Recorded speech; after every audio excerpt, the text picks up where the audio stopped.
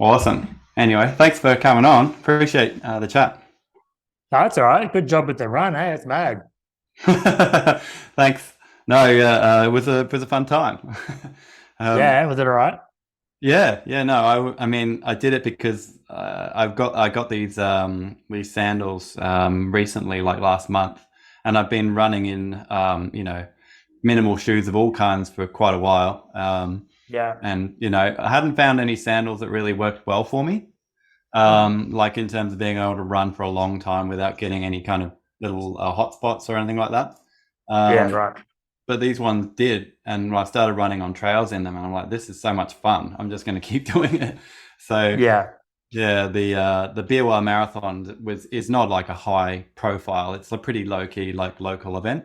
So I thought it'd Yeah. be a good opportunity to try out, sandals in a race, and worked out pretty well. Yeah, nice. Which ones Yeah. did you So, use? have you heard of Luna? Yeah, yeah. Yeah, Luna. They're the Origin. So they're actually made out of car tire. Someone recommended them to me because they reckon that they last forever because literally they're made out of car tire. And yeah, I can see that they probably will. Are they the thicker ones or the thinner ones? Yeah, they're a bit thicker. They're like 13 mil.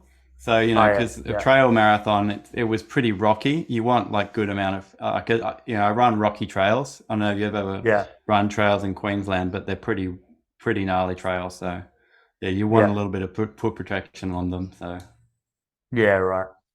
Yeah, cool. so yeah. So, obviously, like, I did it, partly because I love this stuff, and partly because I'm a technique coach and a running coach, and Yeah. I really want people to see the value in running, or training at least on occasions, in less shoe, or even just using less shoe in daily life, just to like get stronger feet. Mm. So that was part of the reason I did it for a little bit of like, getting that message out there. And I Yeah. was able to get it on the local paper. And then the radio followed up with me, and I had a piece on the radio, which was fun. And then, yeah, finally, because my coach, Megan Roche, is quite well known, and she and her husband do a podcast, which is quite big. They talked about barefoot running, like in their podcast, because they actually like barefoot running. They recommend doing like very small amounts, like regularly, Mm. just to sort of like help condition your feet. And anyway, they mentioned, oh, I had an athlete.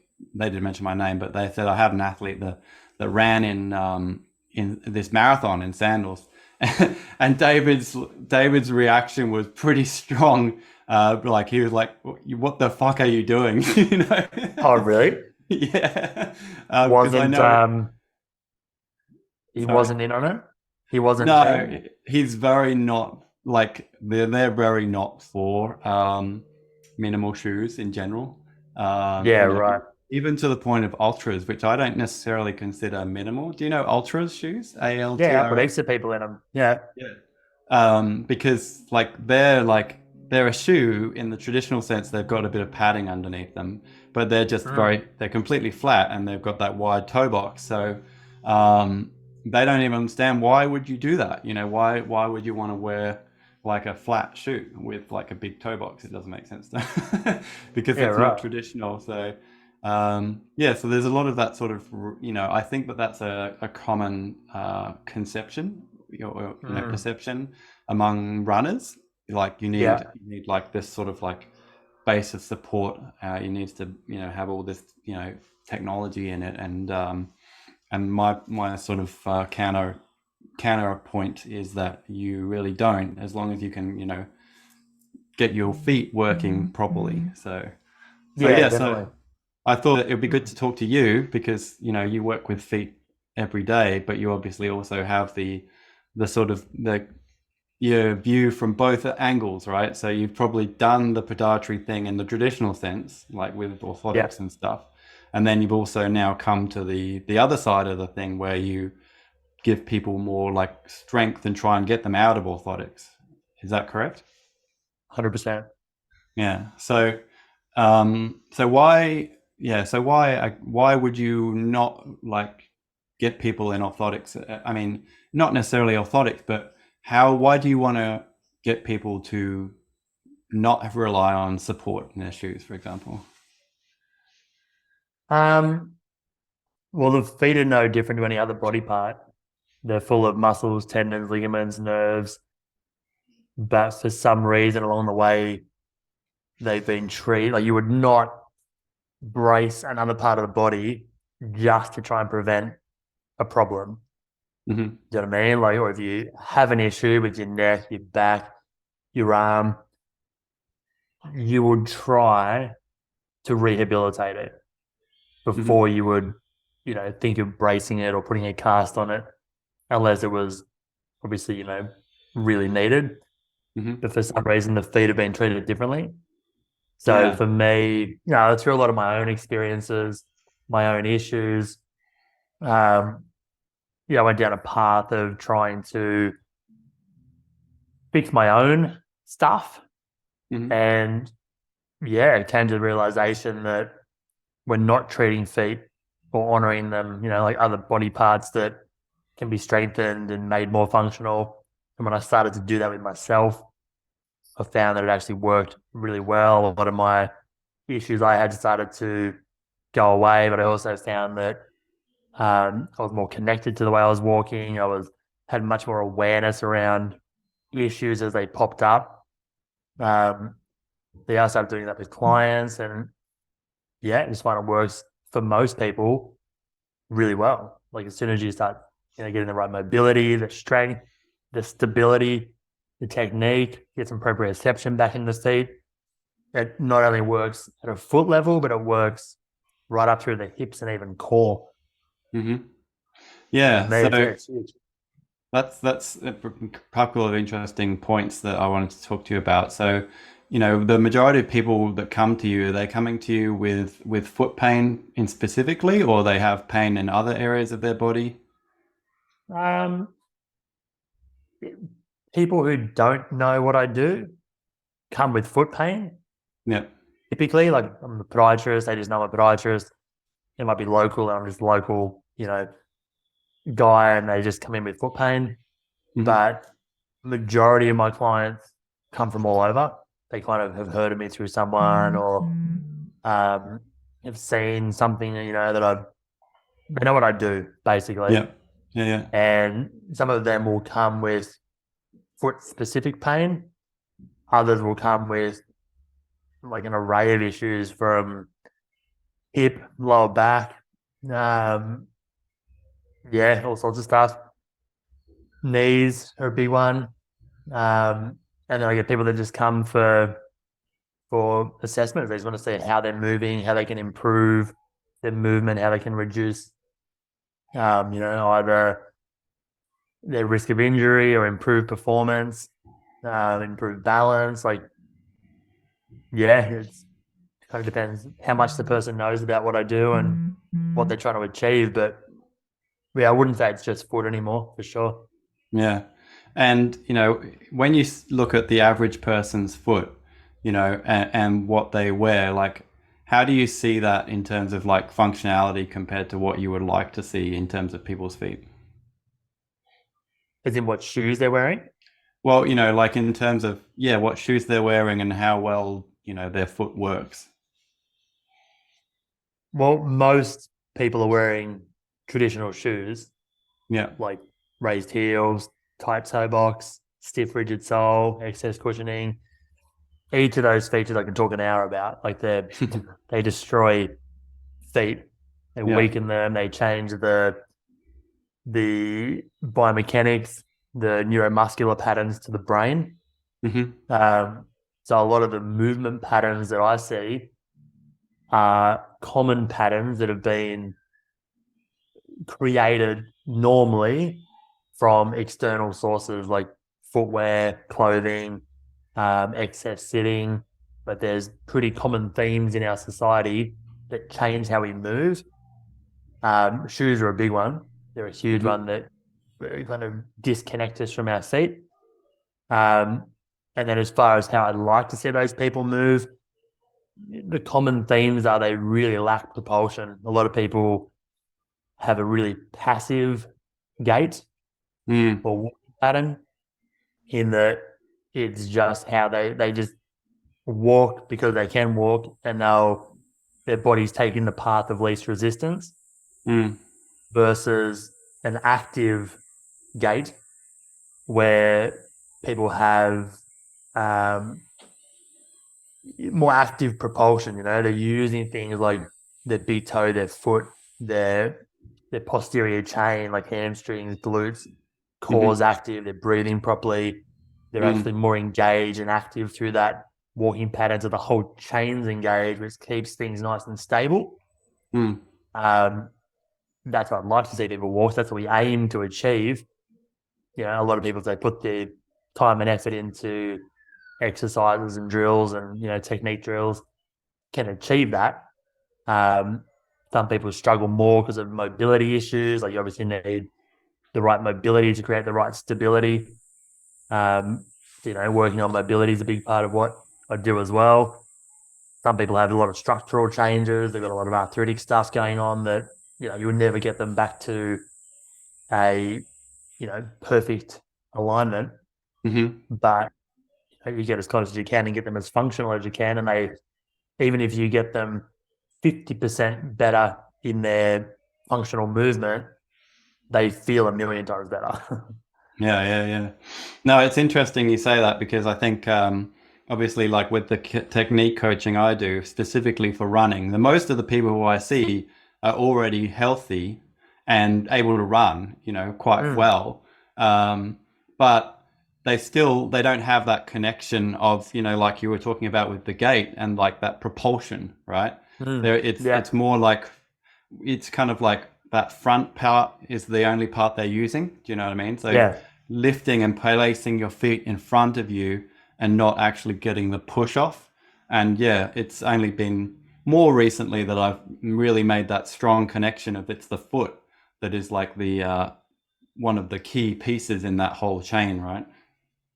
No, it's the whole chain. Like, it can be heaps of things, but there was a study, it was more like a clinical, wasn't even a trial, like a, whatever you want to call it, like a research, I guess.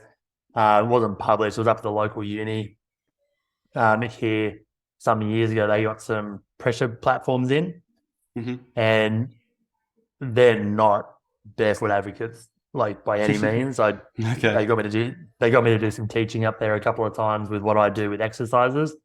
And every time I'd mention anything about like minimalist shoes or whatever, there'd be lecturers jumping in, Yeah. reminding the students that support is better, blah blah blah. But anyway, while I was up there, they were telling me about a study that they were trying to sell it to me as though it's a good thing, but I didn't say anything to them. But basically, their study was on pressure platforms that if you're barefoot, you take a shorter stride.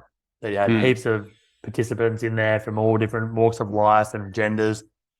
Um, as you put something on your foot, like a hmm, minimalist shoe, hmm, your stride length increased. As you hmm, had more cushioning, it would increase more.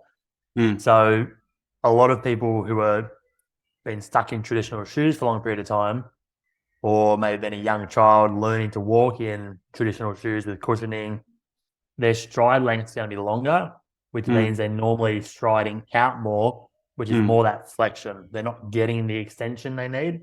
Yeah, yeah, yeah. Whereas barefoot, where your stride length's shorter, you tend to not overstride with Mm, walking. Running will be similar. If you're not overstriding, you have a better chance of actually engaging the hip yeah, and, you know what I mean, like balancing out your stride. yeah, So, the foot's a big part of that kind of hmm, flexion yeah. compensation pattern people are in. But yeah, I think the shoes are a bigger part of that. Yeah. So, in terms of like improving your function and getting more power, for example, from your sort of posterior chain, including like your glutes and so on, how do you think like improving your foot strength and function can play a part in that? Like, how could you kind of like, can runners benefit? Like, can they get more power from their running and more, you know, with that full propulsion, from working on their foot function, do you think? Yeah, 100%. They'll get more.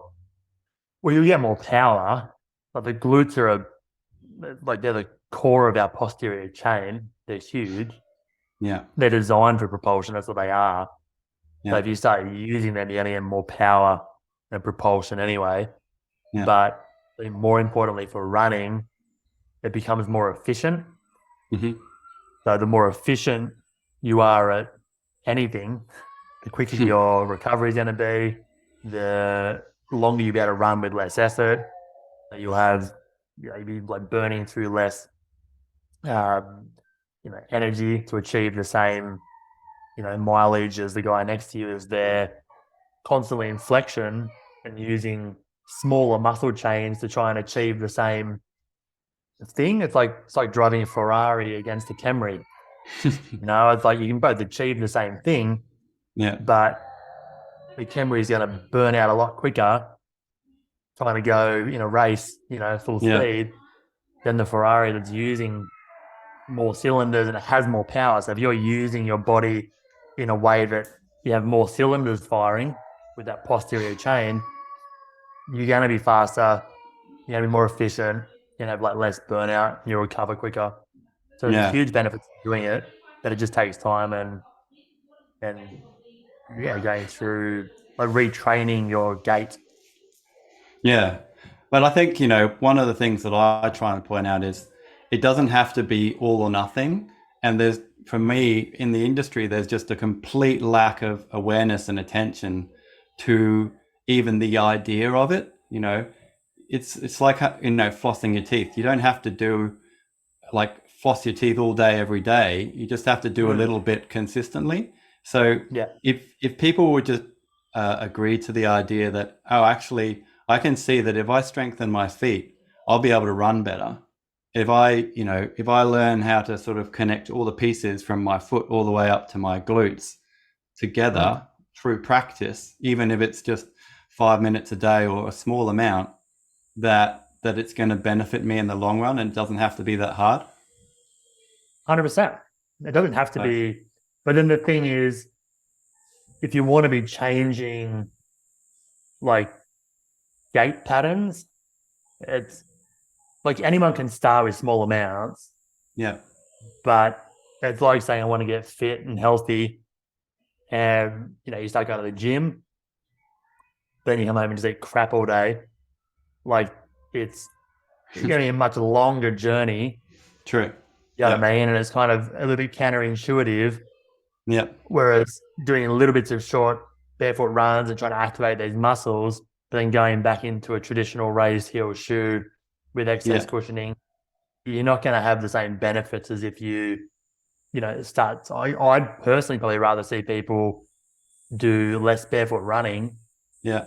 but they're more barefoot walking and trying to change Oh, their for sure. Yeah. daily shoes Yeah. to be in that more barefoot thing or, Yeah. lifestyle. And then they go for their run and put their ASICs back on, Yeah. but they've spent 90% of their day, essentially in a barefoot state.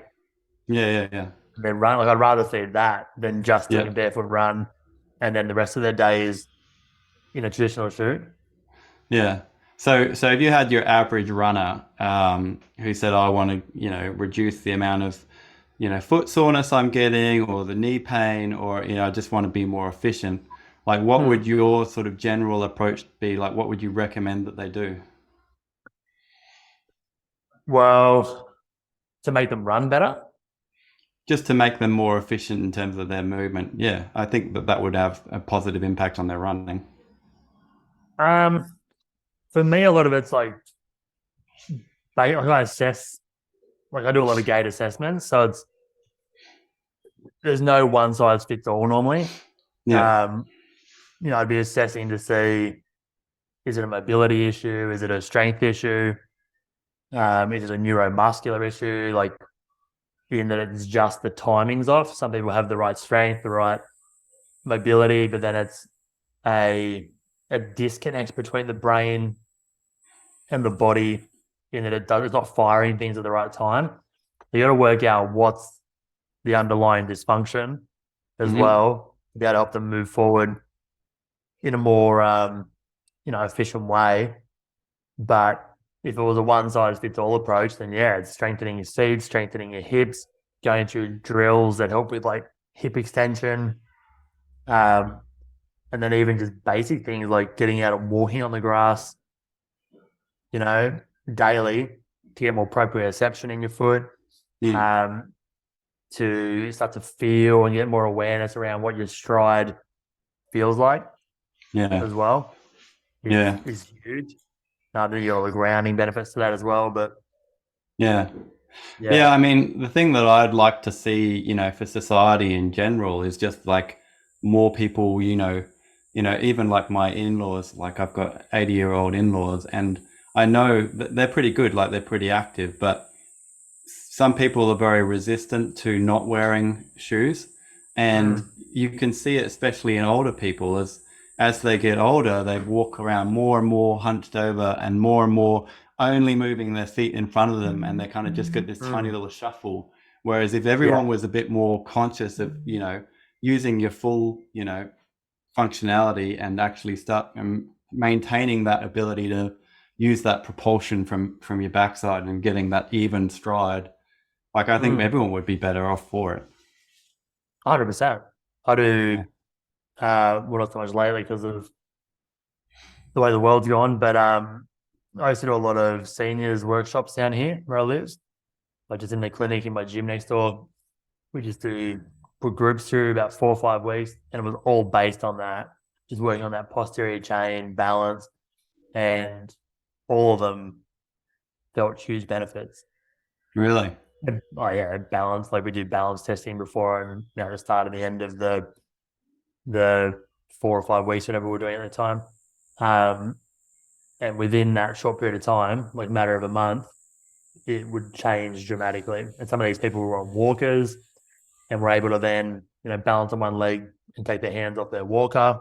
You wouldn't tell them to ditch their walker, but you know, as that increases, that's huge. That's like a game changer.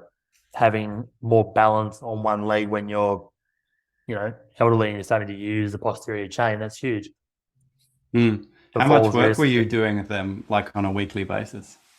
once a week for an hour. And they were getting those improvements over that period of time. They were meant to That's do amazing. stuff at home as well. Yeah. But there was Yep. homework for them to do, but it didn't take much. It was just activating muscles. That was it. Yeah. Yeah. I mean, that kind of like is the point that I'm sort of getting at is that, just being aware of it, it's kind of like that whole intrinsic motivation thing. Like you don't have to do a shit ton all at once, right? The first thing is just being No, aware and doing a little bit. And then no. when you see the results of doing a little bit, you get more motivated to do a little bit more. And it's Yeah. just like something that builds. It becomes like the more you do little bits of it anyway, it becomes you end up with like most of my clients end up with like a lot of body awareness. You know what I mean? Like they'll start to tell me things they're feeling in their gait or whatever. They'll Mm. be like, "Hey, you're right. That you are doing that. Like that's what we'll work on next."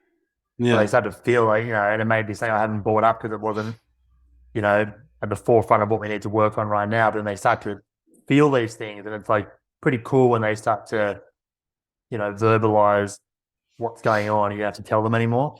Like that's power. That's empowering to be able to Mm. start, figuring out what's going wrong with your own vehicle. And would you say the majority of them are getting that because they're spending more time in less shoe and becoming more aware of their interactions, or is it more the No, I think it's exercises?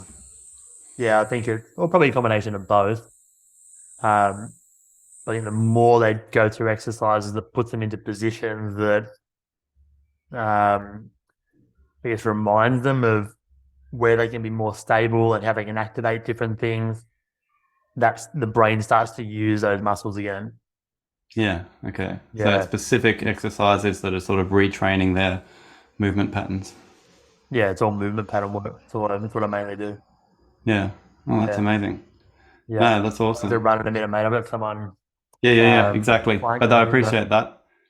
No, that that's was right. awesome. I really appreciate your time, and yeah, thanks for sharing that with me. I'm definitely gonna, if you're okay with it, cut some of it up and put it into my little video. Yeah, 100%. It's fine. Yeah. Awesome. Yeah. I appreciate it, So man. what are you going to do with your coach? Yeah. uh, Nothing really, I just want to make sure that I get a chance to say something. And he's super well known. I'm not super well known. So I can definitely, throw his name out there.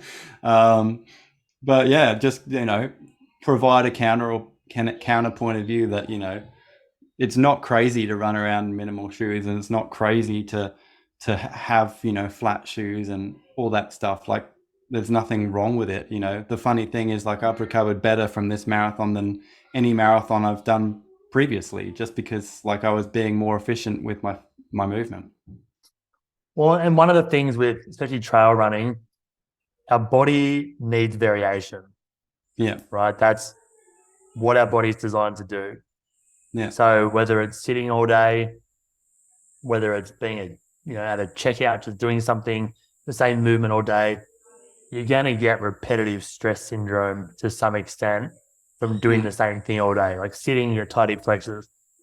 Running in a traditional shoe, Mm-hmm. there's no variation for the most Mm. part. You're getting the same sensation through that shoe, the same level of cushioning. You're Yeah. getting no feedback to the brain. So it becomes very mundane, Mm. to your brain, that movement you're doing. Mm. And you can start using the wrong muscles. You can be compensating and not really Mm. feel that you're using the same muscles for that whole marathon. Yeah.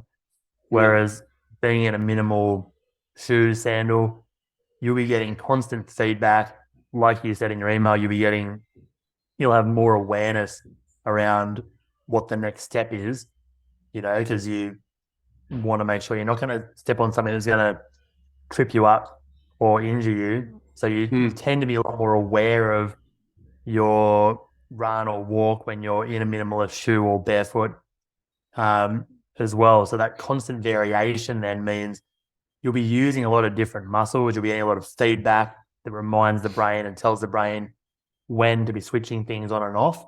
Yeah. So you'll have a lot more efficiency in doing that anyway, which means you should recover quicker. Like, you shouldn't, if you have good form. My only concern with someone doing a marathon in a minimalist shoe or sandal would be if their form isn't right. They've got poor technique, a lot of dysfunction. Then yeah, they're probably going to come out a lot worse off with a lot of pain and possibly injuries. But Yeah. if you have good form, if you have good technique, you've developed that foundation of strength, mobility, stability that you need, Yeah. it's way better for you. Like, why would you use the protection of a shoe Yeah. for your foot when you've got hundreds of muscles, tendons, and ligaments in your foot, as well as hundreds of thousands of nerve endings that are designed to not only support your foot, but to support the whole entire lower limb chain? Yeah. Makes no sense. So, Yeah. I think it's great that you've done what you did, and, you've felt the benefits. You've felt like that you recovered quickly. You didn't have all the black toenails like a lot of people would have had from, it rubbing up and down in the shoe. Yeah. But it also means that having that zero drop, whether it's an ultra, whether it's a sandal, the lack of heel raise means you're using that full range of motion. You're not altering the mechanics up to the hip level that can happen from that raised heel. You're putting less stress through things like your tibialis anterior, tibialis posterior. Because a lot of those traditional shoes have a lot of sharp edges on them, a lot of squared off edges around the heel. Mm. That creates an accelerated force, either forward or into pronation, from where that edge hits and throws you in like a whiplash effect. In your sandals, you have a lot more ability because there's less sharp edges and less of that kind of tipping point or fulcrum on those edges, that with a sandal or a minimal shoe, the muscles have a better chance also of controlling the movement through the whole range rather than just being thrown into a position. So with the sandals, you're taking your foot for the ride and your body for the ride. Where in those traditional shoes, the shoe takes you for the ride, and then you'll find out tomorrow what you're doing wrong, because that's what will hurt. Yeah. So, your toes, or whatever it is. So good on you. I think you did a great job. Yeah, thanks, Paul. That makes a lot of sense, and thanks for sharing that. That's really, really valuable information. All good. All good, mate. All right, well, enjoy the rest of your day, and thanks for the time. No, all good. And yeah, let us know if you do any more. Hey, it's I've got more challenges planned. yeah. Yeah, let us know what you do. I'd love to see what you get up to. Yeah, thanks. No, I'll keep you posted. Yeah, cool. We'll have to chat again sometime. Yeah, definitely. Love it. Appreciate your time, mate. All good. Have a good other. All right, you too. Take care. Bye bye.